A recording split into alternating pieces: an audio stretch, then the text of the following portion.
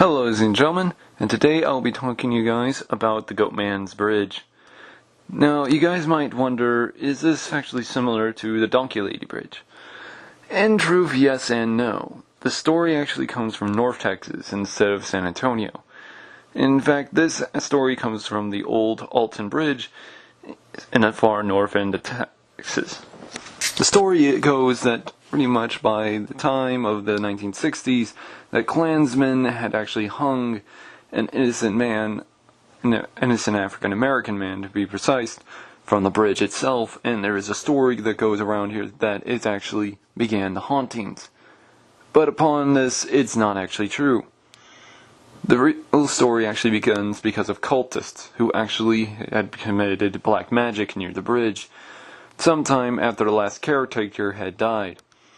Upon doing so, many times there have been hauntings, including strange ghost stories from around the bridge. Now, what we do know about the Goatman Bridge is kind of a strange one, in fact. The Goatman Bridge actually had first began in being built in 1884, and upon it finally being completed, it stated that pretty much that it was used only for like one person to actually walk across the bridge into town.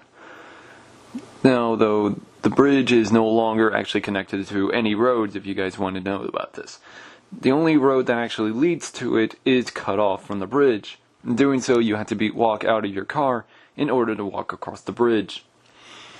Now, both ghost hunters and including the BuzzFeed Unsolved Supernatural have actually gone over here to this bridge, and in the process have actually experienced a lot of hauntings. Many people even state that they feel as though they're being watched, or as well, something's following them. A lot of times there are even reports that some people are even actually feeling as though the life is being drained out of them. Of the reason why many of these events happen is unknown, but even still, there is actually many eyewitness reports that people have been thrown off the bridge and into the waters below, or as well, even off of the bridge and onto the main road. Me and my friends have actually gone over to this place ourselves. As you guys remember from the Donkey Lady Bridge, we went over here, and in the process, my friend wasn't still believing in any hauntings, still believing that the Donkey Lady Bridge was just a ruse and someone had played a trick on us. So though, as soon as we took him to the Donkey Lady Bridge, there were still no reports. So we decided to go over to the Goatman Bridge, and here ourselves we kind of felt it was a bad idea. Now, if you guys are still wanting to know, yes, you have to be over here at night in order to better witness most of the hauntings. But there is actually a report also in history that many people have also been attacked on the bridge and during the day. If this is true, I still don't know, since me and my friends only did it during the night. He himself brought a heavy-duty, high-beam flashlight, of which that can actually spot something from miles. He had actually filled it with properly made and as well filled it with ready-to-go batteries, meaning that they were full of energy. Now, upon walking up on the bridge, we decided to actually keep going. That was until we heard what sounded like a hoof on the other end of the road. We then decided to turn on the flashlights, and upon doing so, we caught what looked to be the sign of something in the distance. We believed it might have been a deer.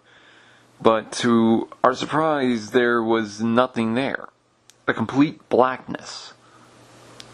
Ourselves, we were very terrified. My friend, who was a deputy sheriff at the time, reached for his pistol, just in case. But as soon as he had done so, his flashlight had gone out. For no apparent reason whatsoever.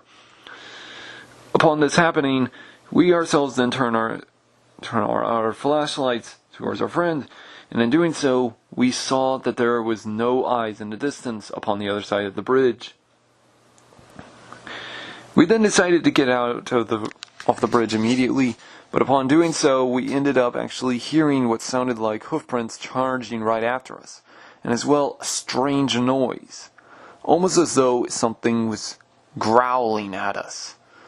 We then decided to actually hop into his truck, and myself being the last one in, we ended up feeling as though that we had gotten hit by a car or even a truck. Upon this, we decided to drive home as soon as possible. And upon reaching his house, we actually discovered that his batteries had been drained. This terrified us. And the next morning, we then discovered that something had hit our truck. But it wasn't a car. It was actually something else. This looked as though it got hit by a ram. To this day, the Donkey Lady Bridge is known to be haunted, but the Goatman Bridge is probably one of Texas' historical landmarks and is still reported to be haunted even further. Many people on the Goatman Bridge have even reported a lot more stranger noises and have all even actually been haunted back home. If you guys want to actually try, go here yourselves, be my guest. But don't say I didn't warn you about the hauntings of this area.